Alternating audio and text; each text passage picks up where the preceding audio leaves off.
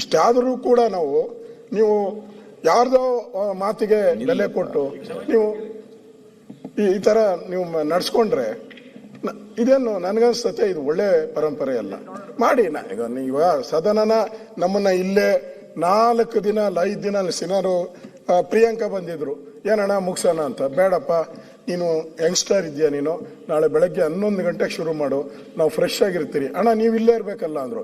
ಆರಾಮಾಗಿರ್ತೀರಿ, setup ಆಗ್ಬಿಟ್ಟಿದ್ದೀರಿ. ಈಗ ನೆನ್ನೆ ಒಂದು ಸೆಟಪ್ ಆಗ್ಬಿಟ್ಟು ಆರಾಮ್ಸೆ ಎಲ್ಲ ನಮ್ಮ ಜಾಗಗಳೆಲ್ಲ ನೋಡ್ಕೊಂಬಿಟ್ಟಿದ್ದೀರಿ, ಆರಾಮ್ಸೆ ಸೆಟಪ್ ಆಗಿದೆ ಎಲ್ಲ. ಏನು ನಮ್ಗೇನು ಪ್ರಾಬ್ಲಮ್ ಇಲ್ಲ, ಆರಾಮಾಗಿ ನಾವು ನಾಳೆಗೂ ರೆಡಿ ಇದ್ದೀರಿ, ನಾಡಿದ್ಗೂ ರೆಡಿ ಇದ್ದೀರಿ, ನಮ್ಗೇನು ಸಮಸ್ಯೆ ಇಲ್ಲ.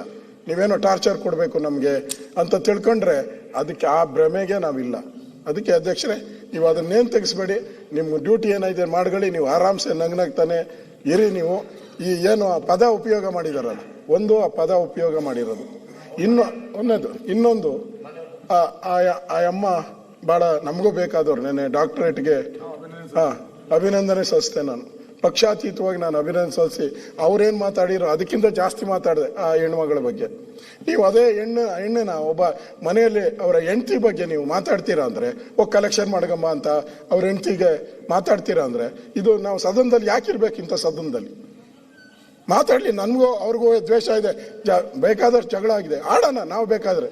ನಾವು ಅದಕ್ಕೆ ಪೊಲಿಟಿಕಲ್ ಆಗಿ ನಾವು ಬಂದಿದ್ದೀರಿ. ಮನೆಯವ್ರನ್ನೆಲ್ಲ ಕರ್ಕೊಂಡ್ಬರ್ತೀರಾ? ಮನೆಯವ್ರನ್ನೆಲ್ಲ ಕರ್ಕೊಂಡ್ಬರ್ತೀರಾ? ನಿಮಗೆ ಅದು ಶಿವಲಿಂಗರು ಮಾತಾಡಿ ಆಗ್ಲಿ, ನಮ್ಮನ್ನು ಕಳ್ಳ ಅನಿಸಬಹುದು. ಅಧ್ಯಕ್ಷರೇ ಅವ್ರು ಮಾತಾಡಿ ಆಗ್ಲಿ. ಅಧ್ಯಕ್ಷರೇ ಇನ್ನು ಸಮರ್ಥನೆ ಮಾಡ್ಕೋತಾರೆ. ಪ್ರತಿಪಕ್ಷ ನಾಯಕರು ನಿಮ್ಮ ರೆಕಾರ್ಡ್ ಆಗಿರೋ ಅಧ್ಯಕ್ಷರೇ ನಮ್ಮ ಏನಾನ ಅನ್ಗಡ್ಲಿ. ನಾನು ತಮ್ಮನ್ನ ವಿನಂತಿ ಮಾಡ್ಕಂತೀನಿ, ತಾವು ಕಡತನ ತರಿಸಿ